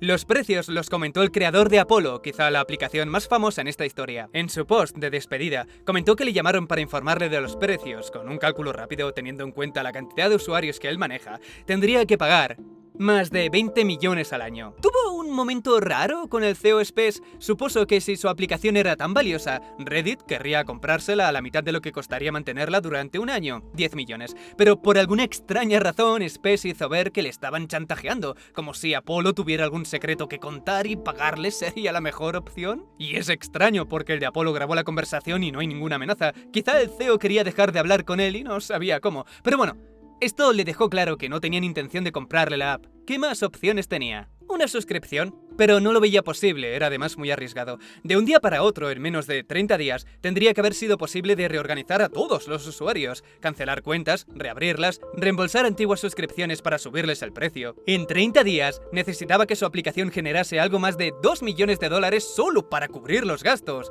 Y si no lo lograba, se comía la deuda. Piénsalo así, Reddit cobra por el uso y una suscripción es un precio fijo. Aun cobrando $5 el usuario promedio le haría perder dinero. Quizá con mucho tiempo y mucha preparación podría haber encontrado una solución, pero no se lo dieron. Lo intentó, vaya, pero no le contestaron. Escribió algunos mensajes que tampoco contestaron. Quería que funcionase, pero cuando no se contradecían, mentían, y si no, simplemente se quedaban en silencio. Si de algo sirvió ese post es para confirmar que los cambios se hicieron solo pensando en las grandes compañías. OpenAI, Google, Microsoft, mintieron diciendo que pensarían también en los pequeños, pero como lo de fingir que le estaban chantajeando, lo hicieron solo para quedar bien. Y eso se lo hicieron a la aplicación más grande y famosa, imagínate las demás. Ignorado número 1, ignorado número 2. Entonces, ¿la protesta no sirvió para nada? No, ni lo más mínimo. Reddit sigue teniendo un crecimiento normal. Una vez dejaron de poner imágenes de John Oliver, se olvidó. Para los mods más cabezones que amenazaron con cerrar permanentemente, bastó con decirles que abrieran o les quitarían el mod, y como aparentemente eso es lo único que le da sentido a sus vidas, reabrieron.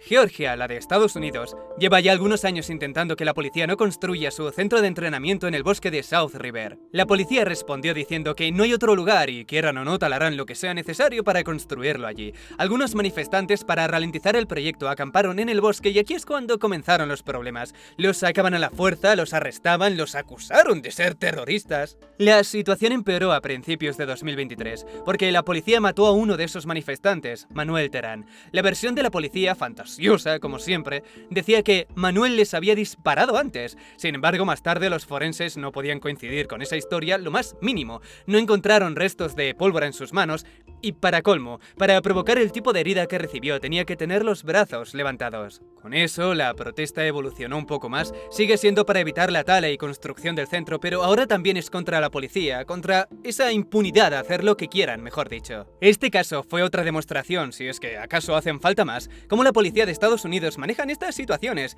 ¿Qué protestas? Te aplicaré cargos de terrorismo reservados para los casos más graves. Podrías terminar 20 años en prisión sencillamente por acampar pacíficamente en el bosque. ¿Qué sigues protestando? Te voy a disparar y diré que confundí la hamaca con una pistola. Una muy grande. Número 4. Mini alienígenas. Ya se me había olvidado que había pasado en 2023. ¿Qué fue esto? Se volvieron locos con el tema durante unas semanas.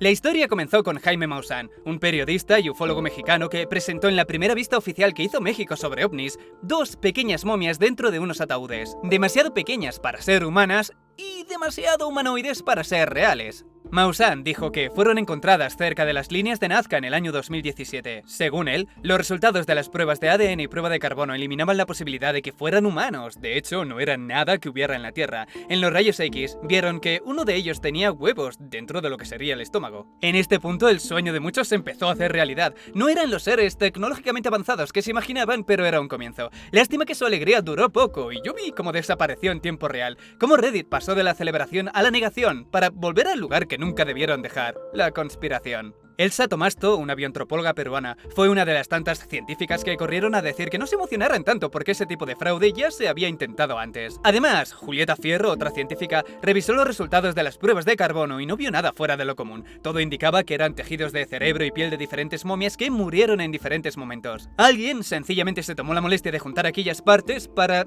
¿engañar a la gente? Más tarde, con otro análisis en profundidad, vieron que esas momias no eran más que huesos de animales, huesos humanos unidos con pegamento y recubierto con una mezcla de fibras vegetales y pegamento sintético. Pese a las críticas, Maussan continuó defendiendo su historia, sigue creyendo que son alienígenas porque no es más que un estafador. Ahora dejándonos de tonterías, desde el momento en que no dejaron que todos los laboratorios del mundo hicieran sus propias pruebas, sabes que es mentira. Lo único que consigues dejando que 2 o 3 hagan pruebas limitadas es sembrar la duda, y solo quieres sembrar duda si sabes de antemano que son falsos. Para mí la historia perdió toda la gracia cuando vi como uno de esos científicos agarraba una de las momias como si fuera una figura de acción de Iron Man.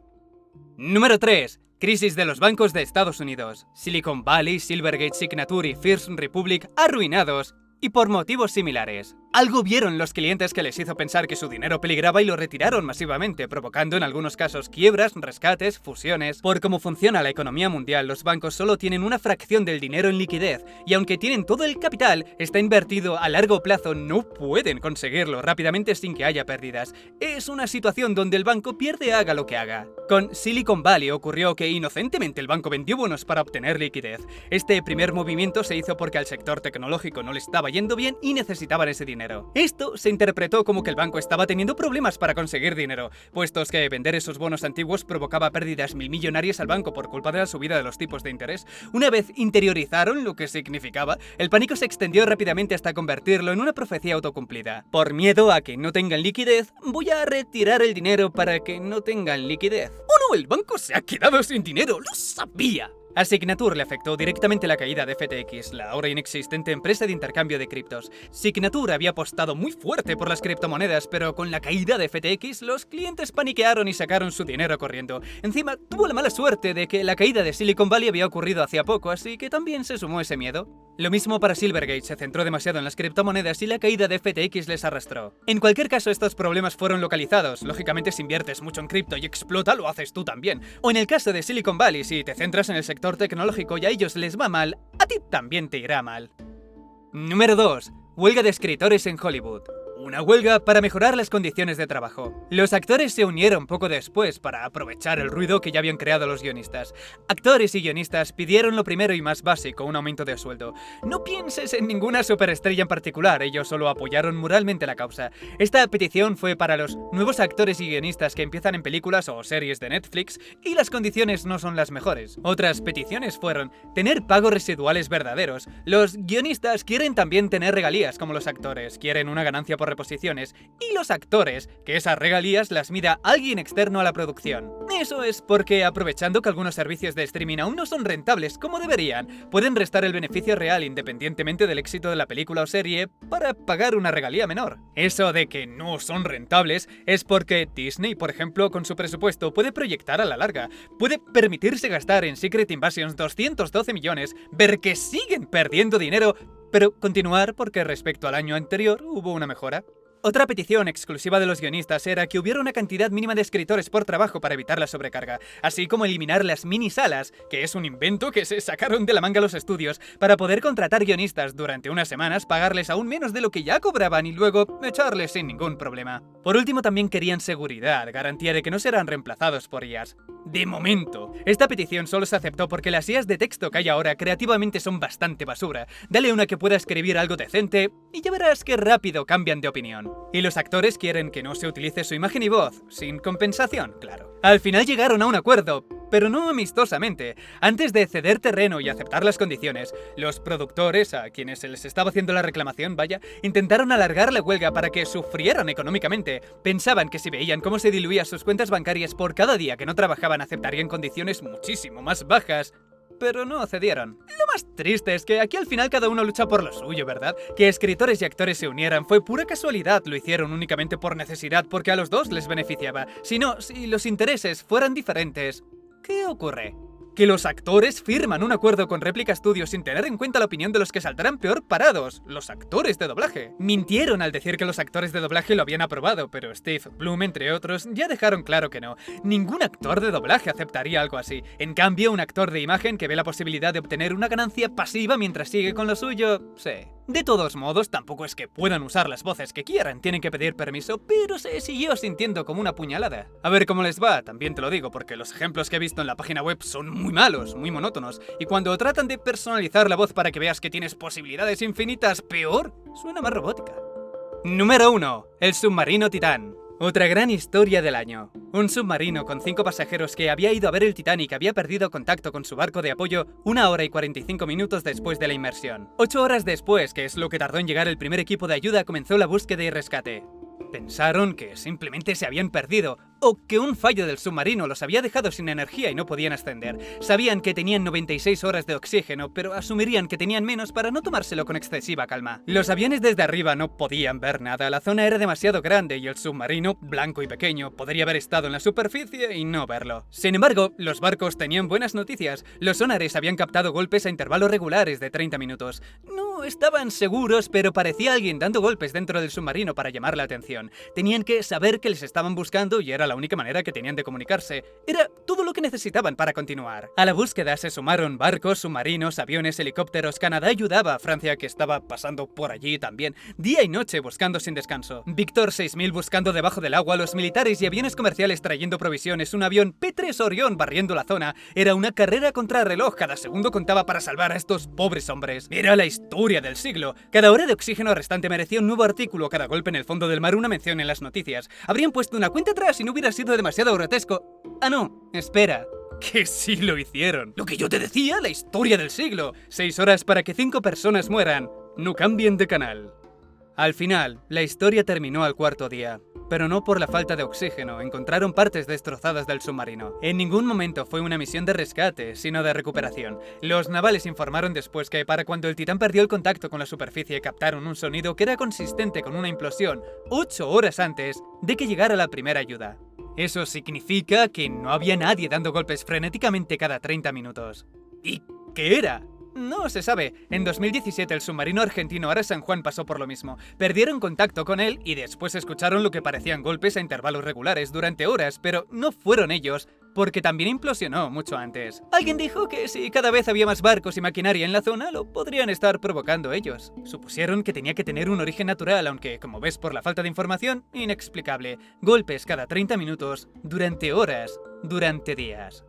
Ahora, ¿por qué ni un alma sintió pena por el accidente, salvo por algún detalle que ahora comentaré? Resulta que Stockton, el que había creado el submarino y uno de los 5 pasajeros, sabía de sobra que había problemas de seguridad. En 2018, despidió a uno de sus empleados, David Lockridge, por decirle que el submarino no era seguro y que en ningún caso podría soportar una profundidad de 4 kilómetros, como mucho soportaría 1,3. Al final tuvo razón. Bajar unas cuantas veces a esa profundidad lo fue dañando hasta que no pudo más y se aplastó, tan rápido que ni siquiera pudo saber que se había equivocado y que por su culpa había matado a 4 personas. El Comité de Vehículos Submarinos también le envió una carta expresando la preocupación que tenían con su diseño y que considerase seriamente pasar una evaluación de seguridad de un tercero. Y Stockton respondió diciendo que las regulaciones de la industria estaban sofocando la innovación. ¿A qué llamaba innovación? Pues a usar un mando de Logitech de 20 o 30 dólares para controlar el submarino. Innovación era también usar fibra de carbono que era más barato que el acero. Innovación era ratear con el coste, tanto que la construcción del Titán se hizo fuera de la jurisdicción de Estados Unidos para poder aplicar lo que de otro modo sería una ilegalidad tras otra, y por supuesto las inmersiones se hacían en aguas internacionales. No era un innovador, solo un rata que quería empezar un negocio de turismo de las profundidades lo más barato posible.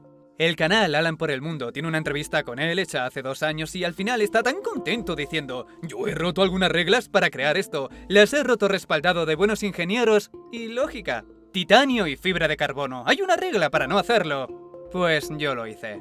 Así que de ahí vino el desdén, el millonario que se las da de innovador por abaratar costes a expensas de la seguridad. Pues dale, salta del avión con una manta si quieres y llámate todo lo innovador que quieras. Nadie va a sentir pena. En cuanto a los demás que iban a bordo y pagaron 250.000 para ver el Titanic, no sé qué se puede decir. Tenían que saber que Stockton estaba operando al margen de la ley. El mando de Logitech les tuvo que dar toda la información que necesitaban. Resalto a Paul Henry porque a diferencia de los demás era un experto en exploraciones de ese tipo. Para él tenía que ser evidente que no era seguro. Pero aún así fue. Y Suleiman Dawood, el hijo de Shahzada, no quería ir, tenía miedo, pero con tal de no decepcionar a su padre, aceptó.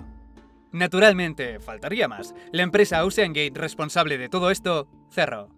Número 5. El tráiler de Grand Theft Auto 6. Tantas son las ganas de que salga que el mundo convirtió el tráiler de GTA 6 en el vídeo más visto de YouTube en 24 horas, sin contar vídeos musicales. Según apuntó los récord Guinness, más de 90 millones de visitas. En lo que grabo esto, tiene ahora 173 millones. Tantas ganas tienen que este juego ya ha sufrido 2 filtraciones. Primero la de Arion Kurta, que logró sacar imágenes y vídeos en 2022. Y después, meses antes de que saliera el tráiler, se dijo que el hijo de uno de los empleados subió vídeos a TikTok mostrando el supuesto mapa.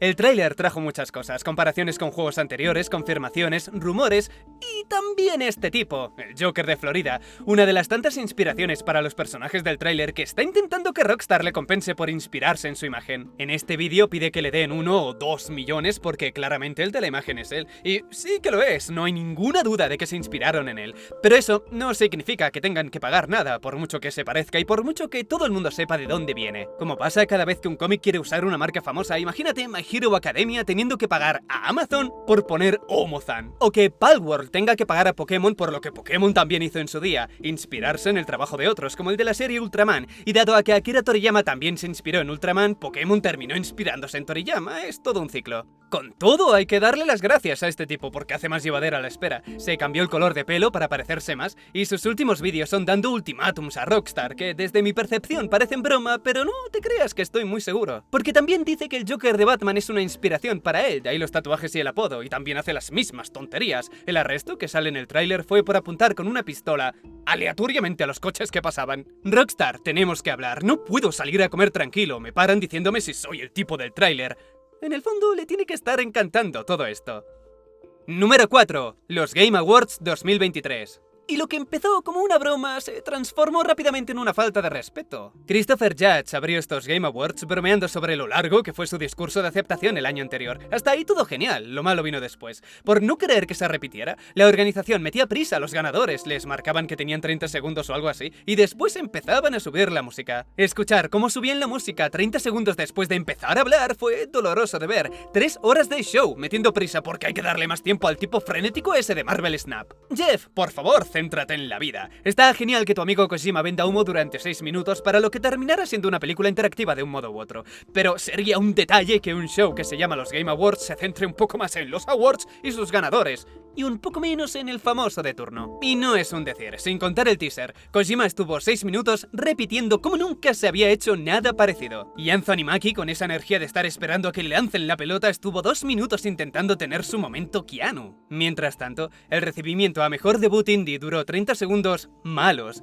porque cuando era el turno de la chica no sabía si podía o no hablar, porque la música estaba muy alta y cuando se animó, no se molestaron en bajarla. ¡Maravilloso! Ahora trae al de Marvel Snap. ¡Juego de cartas!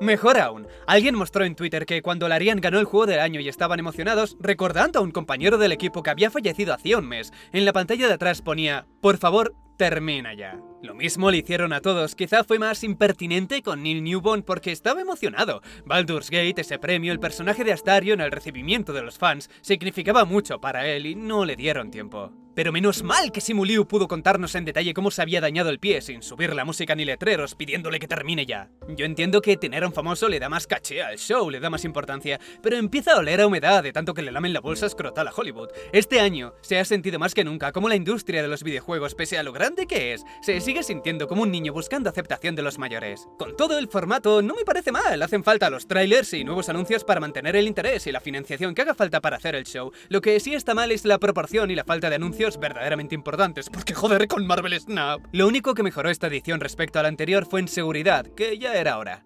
El caso, los premios más destacados fueron Mejor Dirección Artística, Mejor Dirección y Mejor Narrativa, Alan Wake 2, Mejor Juego de Lucha, claramente Street Fighter VI, este es el juego que más he jugado en 2023, seguido de Dead Cells Castlevania. Juego más esperado, Final Fantasy VII Rebirth. Mejor Juego de Acción y Aventura, Zelda, Tears of the Kingdom. Mejor Juego VR, Resident Evil VR. Mejor Juego Independiente, Sea of Stars. Mejor Simulador de Estrategia, aparentemente Pikmin 4. Mejor Juego de Rol, Mejor Multijugador, Mejor según la audiencia y Juego del Año, Baldur's Gate 3. En este sentido, sin sorpresas, Starfield sí que fue una sorpresa por tener una triste nominación. Fíjate que Diablo 4 tuvo 2, así de mala fue la recepción de Starfield. Y ya que estamos hablando de malos juegos, 2023 fue también un gran año para eso. Empezamos el año fuerte con Forspoken, que ya se te había olvidado que existía. Mundo abierto vacío, diálogos vergonzosos, rendimiento malo, combate aburrido. 2 meses después del lanzamiento, el estudio cerró. Nada más caer Forspoken, salió Redfall. Phil Spencer en esta entrevista se sintió avergonzado de que el juego saliera en tan malas condiciones, refiriéndose a la optimización y los errores. Promocionaron como locos los 60 FPS para que en el momento de su salida te fuera a 30 y te hiciera crashear el ordenador. Tardaron 6 meses para que un juego AAA que te habían vendido a 70 euros trajera los 60 FPS que te prometían. El juego sigue siendo malo, pero al menos ahora te aburres con más fluidez. The Walking Dead Destinies. Básicamente cobran 50 euros por un juego de móvil que a duras penas llega a las 4 horas, pero gracias a los errores y al mal manejo de la mira, quizá lo alargues unos minutos más. Gollum. Lo de este juego fue un crimen. ¿Qué valor, sabiendo que tenían semejante mierda de juego, sacarlo de todos modos y seguir listándolo a 50 euros en Steam? Recuerdo el teaser de hace 3 años y cómo parecía interesante. Ahora, madre mía, sabían durante todo ese tiempo que no tenían nada y aún así seguían intentando venderlo como lo que no era. Sentimos mucho haber sacado un juego tan malo, esperamos poder mejorarlo con los parches. ¡Parche! ¡Uno! 2 meses después del lanzamiento sacaron un parche para arreglar los fallos menores y desde entonces lo abandonaron. Aunque si quieres, puedes comprar emotes por 3 euros y tener voces en élfico por otros 3 euros. La realidad es que podrías arreglar todo el aspecto técnico del juego y seguiría siendo el segundo peor juego de 2023 y segundo, solo porque The Day Before existió. El que fue en su momento el juego más deseado en Steam pasó a los 4 días de su lanzamiento a emitir un comunicado diciendo que cerraban el estudio, los servidores y devolverían el dinero. En su página web aclararon que el cierre era porque fracasaron económicamente. Supuestamente lo habían invertido todo y no funcionó. The Day Before se anunció como un MMO de supervivencia de mundo abierto con unos gráficos increíbles y unas mecánicas que el estudio aseguraba eran innovadoras. El problema empezó con el propio estudio Fantastic. No solo era muy pequeño para lo ambicioso que era el proyecto, apenas 2 hermanos y poco más, sino que ya habían abandonado otros juegos como Wildlight. La fama de timadores se la ganaron con el tiempo cuando se fue sabiendo más sobre el proyecto. Aceptaban voluntarios para ayudar con el desarrollo del juego. Para sus trailers, copiaron palabra por palabra otros trailers como Grand Theft Auto, Red Dead, Cyberpunk. También copiaron escenas de Call of Duty, imágenes de Division, la fuente de The Last of Us. Es una locura cuando piensas que Nvidia en algún momento lo promocionó. Luego vino el lanzamiento y ya no había mucho que decir. 5 años supuestamente desarrollando el juego para descubrir que todo lo que habían hecho era comprar assets de Unreal Engine y pegarlos de la forma más discreta que pudieron. Sumándolo todo les habría costado alrededor de $5.500, suponiendo que no robaran nada, que también les acusaron de eso. Peor fue ver que aquel supuesto MMO de supervivencia de mundo abierto se había convertido en un extraction shooter. Cambiaron la etiqueta horas después del lanzamiento. Uno increíblemente malo además, con pocos enemigos, lleno de errores, sin ataques cuerpo a cuerpo, sin mucho de lo que se vio en los trailers. Reparar un coche, destrucción del entorno, mundo abierto, sigilo, algo tan absurdo como saltar por encima de un obstáculo, sigue soñando. Lo que sí tenías era el sonido más molesto del mundo para las alarmas. Todo esto llevó a la conclusión de que nunca planearon desarrollarlo seriamente, querían repetir lo que hicieron con su primer juego, Wildlight. Conseguir toda la financiación que pudieran, sacar cualquier basura, llamarlo Early Access, pedir disculpas, abandonarlo e irse tan gustosamente con el dinero. Por favor, no digáis que es un timo, porque no es verdad. Mientras tanto, a las horas de salir el juego borraron todo su canal de YouTube, como si sirviera de algo, su canal de Discord, sus cuentas, y cerraron el falso estudio. Número 3. India supera en población a China. En abril, las Naciones Unidas proyectó que India había superado la población de China por un margen de unos 3 millones, convirtiéndose así en el nuevo país más poblado del mundo. China tiene ahora una de las tasas de fertilidad más bajas del mundo, desde 1992, que no logran tener los nacimientos suficientes para el reemplazo de la población. La población productiva de China alcanzará su máximo en muy poco tiempo y entonces comenzará el declive económico lento pero asegurado, si no logran convencer a la población de tener más hijos. India, por otro lado, es joven, con una media de 29 años. Si no se dejan llevar por ese clasismo tan interiorizado que tienen, pueden tener su momento. Número 2. Cierra Omegle. Así, sin más, después de 14 años Omegle cierra porque no había forma de controlar lo que la gente mostraba ni la edad de los usuarios. Claro que hay formas y Omegle hizo todo lo que pudo en cuanto a moderación, pero al final era realmente imposible garantizar que alguien no enseñara los huevos a usuarios de todas las edades. Omegle era de esos que conectaba dos extraños al azar mediante webcam. Todo muy divertido hasta que te aparecían los típicos ya con los pantalones bajados. Podías pasar al siguiente en un segundo, pero esa primera imagen no había forma de evitarla. Y esa es la razón del cierre. Las denuncias aumentaron durante la pandemia porque más gente lo usaba. En su carta de despedida, que ahora encuentras en omegle.com, el creador dijo que no merecía la pena continuar con la página, los problemas se estaban descontrolando y el estrés lo estaba matando. No quería tener un ataque al corazón a los 30. Número 1. Fallece Lucille Randon, la mujer más anciana del mundo con 118 años. Lucille Randon, hablé de ella en el resumen del año anterior, cuando el fallecimiento de Tanaka le dio el título de la persona más anciana y cómo incluso había superado el COVID. Recuerdo que dijo que estaba más que preparada y no tenía miedo, era una mujer creyente. Lucille se sitúa de este modo como la cuarta mujer más longeva de la que se tenga registro. Ahora el título a persona viva más anciana lo tiene María Brañas con 116 años, que a su vez tiene el título de la española más longeva de la historia. Ten en cuenta que puede haber alguien mayor que ella, pero si no entran en un registro oficial y verificable no se pueden tener en cuenta. Por ejemplo, Panamá asegura que tiene una mujer de 125 y otra de 118, pero tienen problemas para verificarlo. Bueno, en cualquier caso, como ya es tradición, le preguntaron a María cuál era su secreto y dijo: tomar un yogur natural al día, alejarse sin pensárselo 2 veces de las personas tóxicas, reducir cualquier tipo de estrés del que tengas control, comer de todo, pero no en grandes cantidades. Este consejo al menos está medio verificado. Es verdad que la restricción calórica se vincula a una vida más larga. Y por último, no es tonta, si hasta lo dice su perfil en Twitter. Soy muy vieja, pero no tonta. Sabe que lo más importante son los genes y la suerte. Nunca ha tenido que ir al quirófano, no recuerda pasar enfermedades graves. Pasó la Primera Guerra Mundial, la Segunda Guerra Mundial, y si estaba en España por aquella época, la Guerra Civil Española, la gripe española, el COVID lo pasó y apenas sintió los síntomas. Los problemas normales que tendría que tener por la edad no los tiene. Y luego aquí estoy yo, que paso una fiebre leve y se me destroza la boca como si se fuera a terminar el mundo. Número 7. El globo chino. Como ya habíamos dejado claro, la aeronave utilizada para investigación meteorológica involuntariamente se dirigió hacia Estados Unidos debido a los vientos del oeste y su limitada capacidad de autodirección, dijo Liu Pengyu, de la embajada china. Pero por mucho que lo repitan, siguen sin creerse esa historia. A principios de año, Estados Unidos derribó un globo que China reclamó como suyo diciendo que era un simple globo meteorológico que se había desviado, pero Estados Unidos no se lo terminó de creer. El globo ciertamente parecía para ese tipo de investigación, pero eso no lo hacía menos sospechoso. Recordaron que en el pasado, China había usado servicios de empresas comerciales para sus propias redes de comunicación, así que este caso podía ser similar. Se dijo que Estados Unidos sabía que el globo estaba en su territorio mucho antes de derribarlo. Ocultaron sus aviones, misiles y cualquier armamento que estuviera expuesto y lo siguieron para ver qué trayectoria seguía, para ver si realmente les estaban espiando. Después, lo derribaron el 4 de febrero en Carolina del Sur. La alarma provocó que la inteligencia de Estados Unidos estuviera más vigilante, y gracias a unos canales de noticias que no querían perder el momentum del pánico, informaron que habían derribado 3 objetos más en diferentes ubicaciones: Alaska, Yukon y el lago Huron. Pero enseguida aclararon que esos casos no tenían relación con el globo, ni con China. Dijeron que aquellos objetos eran para actividades comerciales. Los derribaron porque el globo les hizo más miedosos. Les pasó lo mismo que te pasa a ti cuando escuchas un ruido en mitad de la noche. Prestas muchísima más atención a cualquier pequeño sonido que antes habrías pasado por alto. Simple paranoia, pero en su caso justificada. El espionaje entre países crea una situación parecida al dilema del prisionero. Aunque la colaboración da el mejor resultado, la incertidumbre de si el otro está cumpliendo su parte es tan fuerte que tú por si acaso le espías. Saben que China les espía porque ellos espían a China. Es una relación de desconfianza mutua donde si no espían les hace sentir vulnerables. Sabiendo esto, quizás saben seguro al 100% que el globo es inofensivo, pero aún así prefieren seguir llamándolo globo espía para hacerles saber que están alerta, y de paso usarlo para justificar su propio espionaje. Así que en esta historia del globo, el globo era lo de menos. Número 6.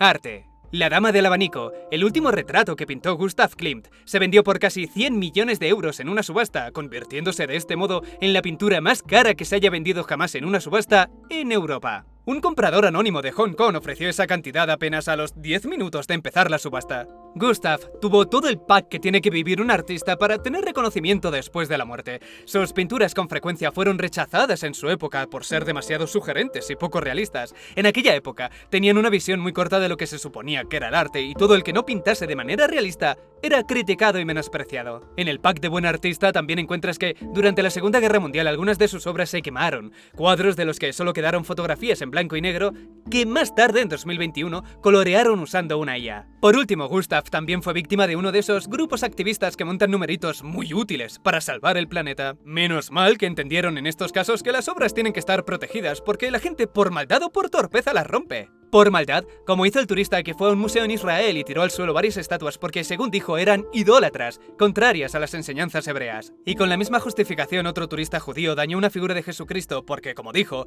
no se pueden tener ídolos en Jerusalén. En ambos casos se dijo que tenían el síndrome de Jerusalén u otro trastorno mental. Romper algo por torpeza también es preocupante y motivo suficiente para no dejar que nadie se acerque a las obras. Una mujer sin querer tiró al suelo una figura de porcelana valorada en $42.000. La obra os tiene que sonar, es el que usa diferentes materiales para imitar la forma de un perrito hecho con globos. Jeff Koons, el artista vivo, con la obra más cara vendida en una subasta, 90 millones por un conejo de metal. Esta mujer estaba tan impactada con ese dato que accidentalmente tropezó y como si fuera el sueño húmedo de Banksy se destrozó delante de todo el mundo. Por suerte para ella no se lo hicieron pagar. Lo tenían asegurado y Koons produce estas versiones prácticamente en masa. Y sabiendo cómo funciona el arte, seguramente ahora tiene más valor. Número 5. Coronan al rey Carlos III y meses después le diagnosticaron cáncer. Número 4. El año en búsquedas. Este año Google se ha centrado en resumir los últimos 25 años. Se ve que han pasado tan pocas cosas positivas en 2023 que no tenían para rellenar 2 minutos de vídeo. Aunque puede que ya ni sepan que busca la gente con lo mal que funciona Google. ¿Cómo hacer una tarta de manzana? Quizá quisiste decir páginas donde tienes que bajar durante 3 horas porque antes tienen que escribir todas las palabras del mundo para posicionarse mejor en el buscador. Recuerdo la primera tarta de manzana que cociné. Era 1942 y mi abuelo trajo una manzana con la que haríamos la tarta de manzana.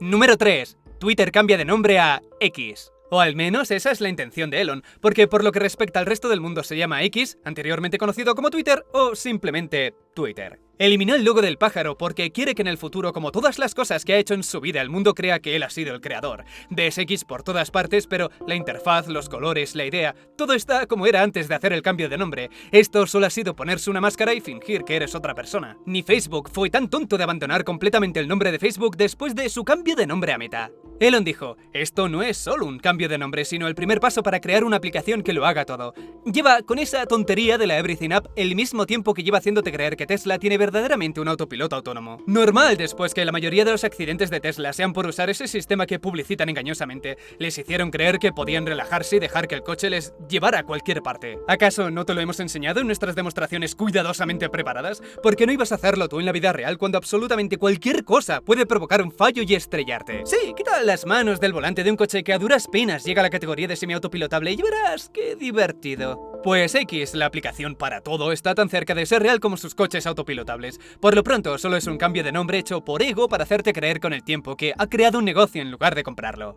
Pero bueno, ¿qué más ha estado haciendo el bueno de Elon? Empezó una batalla estúpida contra Zuckerberg retándole a una pelea. Intuyo que, como todo lo que hace, empezó como una broma que no quiso parar por puro ego y en vez de admitir que estaba bromeando o que se había pasado inhalando Big Vaporú, dejó que el tema muriera lentamente durante 2 meses para que todos se olvidaran del asunto y así de este modo no sentirlo como una derrota, pero fue una derrota. Así es como funciona Elon, él primero dice la tontería y después intenta que el tema se olvide. A veces le funciona como esta pelea y a veces no y se ve obligado a comprar una red social, una que, por otro lado, ha perdido muchísimo valor. Según él mismo dijo, Twitter redujo su valor a la mitad. El racismo, las noticias falsas, la desinformación en general es tan constante y repetitiva que muchos anunciantes se fueron o rebajaron su inversión. Que el dueño se dedica a validar y potenciar conspiraciones, mensajes extremistas y racistas no da mucha seguridad que digamos y tampoco ayuda a que después insulte a esos anunciantes. Eso hizo con Iger, el CEO de Disney. Bob Iger, después de ver que Elon apoyó abiertamente un argumento antisemita, dijo que dejarían de anunciarse con ellos. A lo que Elon contestó diciendo algo como ¿Qué? Pues que no se anuncien, que no lo hagan. ¿Intentan chantajearme a mí con dinero? ¡Vete a la mierda! Sí, claro, le faltó tiempo para aclarar que había sido un malentendido, pero aún así no sintió la necesidad de disculparse. Malentendido no, lo mandó a la mierda. Malentendido no, tampoco ha borrado el comentario.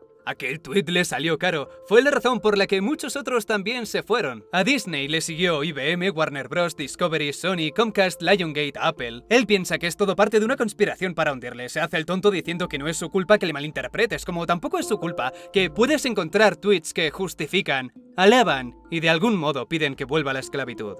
Sí, debe ser porque odian personalmente a él o no se me ocurre nada más.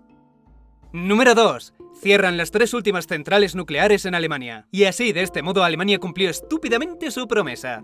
En el 2000, en vistas de que la energía nuclear no había cumplido sus expectativas, prometieron que se desharían de ella gradualmente, sin prisa al principio, pero después de Chernóbil y Fukushima aceleraron el proceso. Sus expectativas fueron las que tenían todos. La energía nuclear se publicitaba como barata, ilimitada, sin riesgos. La falta de experiencia lo hizo aún peor. Nadie les dijo que tendrían que gestionar también los residuos nucleares, lo que lo hacía aún más costoso de lo que ya era. La decisión es extraña, quizá tenía sentido en aquel entonces, pero no ahora con los problemas de dependencia energética que Rusia ha creado. De hecho, se suponía que el cierre se tenía que haber hecho 1 o 2 años antes y lo retrasaron, precisamente por la guerra en Ucrania y lo que significaba limitar la compra de energía rusa. Los activistas sí, contentísimos, pero la reacción general no fue tan positiva, porque entendían que se estaban poniendo en una situación donde son los otros los que dictan los precios. Esto creó una situación muy divertida. Como la energía renovable no puede de momento abastecer toda la demanda energética y dejaron de comprar energía a Rusia, se vieron obligados a aumentar el uso de las centrales de carbón, aumentando drásticamente las emisiones. Es temporal, por supuesto, pero no deja de ser gracioso que tengan tanta prisa por cerrar centrales nucleares y no las de carbón, que contaminan más. Y ahora, gracias a este movimiento tan inteligente hasta que no encuentren una alternativa, van a estar quemando carbón como locos. Lo que, según los activistas, es una victoria. Les he visto celebrarlo y llamarlo éxito, y para la industria del carbón lo es. Para el medio ambiente y la economía, no mucho. Las plantas nucleares hoy por hoy son seguras. Son más seguras de lo que la imagen pública quiere hacer ver, por lo menos. Y están encontrando maneras de reciclar los desechos nucleares. Se siguen produciendo, pero cada vez en menor cantidad porque el reciclaje es más eficiente y con ello logran reducir la contaminación radiactiva. Y no es un proyecto ni una idea, se ha demostrado que funciona. Tener prisa por abandonarla tan rápido no tiene ningún sentido salvo que tengas un trauma como parece tener Alemania. Pese a que ellos nunca tuvieron un accidente serio, entraron en pánico cuando la radiación liberada en el accidente de Chernóbil llegó hasta Alemania. Supongo que lo ven como los aviones. Hay millones de muertes en carretera cada año, pero la noticia de un solo avión estrellándose basta para tenerle miedo toda la vida. Menos mal que económicamente Alemania es una bestia y puede permitirse tomar malas decisiones. De momento. Número 1. Las películas más vistas del año. De menos a más, Fast 10, Guardianes de la Galaxia Volumen 3, Oppenheimer y las 2 primeras que superaron los 1.000 millones, de Super Mario Bros. Movie con 1.300 millones y Barbie con 1.400 millones. Con 1.300 millones, la de Super Mario Bros. Se pone tercero en la lista de películas de animación que más dinero han generado, únicamente por detrás de Frozen 2 y El Rey León de 2019. En cuanto a las películas menos vistas están Indiana Jones y El Dial del Destino. Generó poco menos de 400 millones, que suena bien en principio, pero esta película por alguna razón costó 300 millones. Exactamente no sé en qué se gastaron el dinero, Harrison Ford no puede ser tan caro y no había tanto CGI. Se considera un fracaso, porque siempre tienes que contar con los gastos adicionales. No sé si el cine tendrá alguna regla para esto, pero si invierten 300 millones en una película es porque creen que va a triunfar. Así que podemos suponer que en marketing mínimo gastaron 100 o 150 millones. Tirando bajo. Se dice que para que una película sea un éxito, mínimo tiene que generar casi 3 veces lo invertido. En este caso esperaban ganar algo así como 700 u 800 millones. Misión Imposible, Sentencia Mortal, parte 1. Un poco la misma historia que la anterior, unas ganancias de 550 millones para una película de 300 millones no es un éxito. Dijeron que en el mejor de los casos, esta película no tendría ningún beneficio y en el peor, habrían perdido 100 millones. Aún así sacarán otra de Misión Imposible, pero dudo muchísimo que la llamen parte 2. Quantumania. Dijeron que el fracaso fue porque había un exceso de películas de superhéroes y el público estaba fatigado, pero luego salió Guardianes de la Galaxia 3 y fue un éxito, así que lo que le fatiga a la gente son las malas películas, no los géneros. No sé, yo estoy resentido porque tenía ganas de ver qué iban a hacer con Khan el Conquistador y no hicieron nada. Dejaron pasar la oportunidad en el multiverso de la locura. Loki hizo algo decente, pero pasó muy desapercibido. Lo mismo para Quantumania, no se llega a poder ver lo que puede hacer Khan. No en cuestión de fuerza, sino en planes y estrategia. Y después, para rematar, tienen que cambiar al actor por las acusaciones de maltrato. The Flash, Shazam 2, Aquaman 2 y The Marvels. Con todas estas también usaron la excusa de la fatiga. Con The Flash además culparon también al boicot contra Ezra. Con Shazam la falta de publicidad, cosa que es cierta porque quizá esta es la primera vez que oyes que ha salido Shazam 2. Y con The Marvels culparon al COVID por tener que reducir el personal creativo, que es una manera muy elegante y corporativa de decir que saben que la película es basura. El año pasado hice una lista enorme de los premios de las academias de cada país, pero desde entonces aprendí que básicamente cada país no solo premia sus propias películas, sino que crea categorías suficientes para que todos se lleven su pequeño premio de consolación a casa. Y el mejor actor de comedia de una serie de televisión con el pelo rubio, sin barba y con mayor cantidad de letras R en su nombre es... Así que a no ser que pase algo muy interesante, no lo pondré más. Queda un vídeo, sí, lo sé, se está haciendo largo, pero ya termina. Número 8. Palabras del año. Para la RAE fue polarización. Porque todo tiene que polarizar a la gente, todo tiene que tener dos grupos claramente divididos. Cualquier punto intermedio será criticado porque los que no escogen bando son enemigos de ambos. Claramente un uso y abuso por parte de los medios de comunicación, que desde hace años se han dado cuenta que presentar todos los temas en un contexto de confrontación genera más visitas y retención. Porque, y nunca te olvides de esto, los canales de noticias son un negocio y harán y dirán cualquier cosa que, rozando la desinformación si hace falta, dé más dinero. Las inteligencias artificiales polarizan a los usuarios, unos creen que es bueno, otros creen que es malo, no hay término medio, lo amas o lo odias, elige un bando y critica al otro. Y hablando de ellas que nos van a matar, robar el pan y esas cosas, para el diccionario Cambridge, la palabra del año fue alucinar. La palabra que usan cuando básicamente una IA miente, cuando empieza a inventarse la información y te la hace pasar como auténtica. Para el diccionario Merriam-Webster, auténtico, dicho como un rasgo relacionado con la personalidad, una palabra que siempre ha estado, pero vuelve en parte porque cada vez es más fácil falsear partes de tu vida. Ya no se trata solo de filtros en el móvil para ocultar las ojeras, se trata de que hoy en día realmente ya no puedes saber con seguridad si esa fotografía, vídeo, dibujo u opinión viene de una persona o una IA. Porque dime, ¿esto lo estoy diciendo yo? ¿O lo he sacado de ChatGPT? No lo puedes saber. Por muy buenas que sean ahora tus habilidades de observación, llegará un momento en que no podrás diferenciarlo y la única pregunta que tendrás que hacerte es... si te importa. Y por último, la palabra del año para Oxford fue Riz, de carisma. Nació de carisma, pero se define mejor como encanto, puestos que lo usan principalmente en contextos de atracción. Número 7. Famosos fallecidos en 2023. Tina Turner. Falleció a los 83 años por complicaciones relacionadas con los riñones y un cáncer intestinal diagnosticado 8 años antes. Lance Reddick. A los 60 años el corazón simplemente le dejó de funcionar y su portavoz dijo públicamente que fue una causa natural, pero la familia no parecía estar contenta con esa explicación. Lo de la muerte natural se dijo sin hacer ninguna autopsia porque todo indicaba un ataque al corazón por un problema en las arterias. El caso es que, según comunicaron en sus exámenes médicos, nunca se mencionó ningún problema cardíaco. Leandro De Niro, nieto de Robert De Niro, falleció a los 19 años. Un mes después, confirmaron que la causa fue una sobredosis. Angus Cloud, también por sobredosis, falleció con 25 años. Ted Kaczynski, según reportaron, se mató a los 81. Ni idea de que seguía vivo. Matthew Perry. A los 54 años se ahogó en su jacuzzi después de que su corazón se parara, por los daños causados durante años de abuso de la ketamina y Vicodina. Supuestamente se estaba recuperando haciendo una terapia que en parte consistía en darle una dosis controlada de ketamina junto con otros fármacos, pero en la autopsia encontraron que había una cantidad de ketamina que no provenía de su terapia. Saber que pudo recaer no cambió ningún mensaje positivo, tenía claramente sus problemas, pero pese a todo es y seguirá siendo querido. André Brouwer se fue con 61 años por un cáncer de pulmón que le encontraron meses antes. Hacía 13 años que había dejado de fumar y beber. Michael Gambon, a los 82 por neumonía.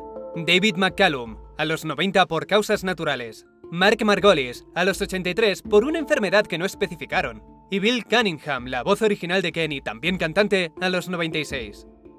Número 6. La estructura de madera más antigua. En Zambia encontraron la estructura de madera más antigua hasta el momento. Si antes la más antigua se situaba con 9.000 años de antigüedad, esta ronda los 500.000 años. Al ser tan antigua la estructura no podía ser muy elaborada. Vieron que la madera fue limada con intención clara de construir algo. Pensaron en que quizás se trataba de una casa, pero no podrían haberlo hecho con una técnica tan primitiva. Seguramente, y esto es todo especulación por supuesto, quizás se trataba solo de una pequeña plataforma. El propósito es imposible saberlo, pero quizá lo usaban como mesa o como asiento, como un pequeño puente.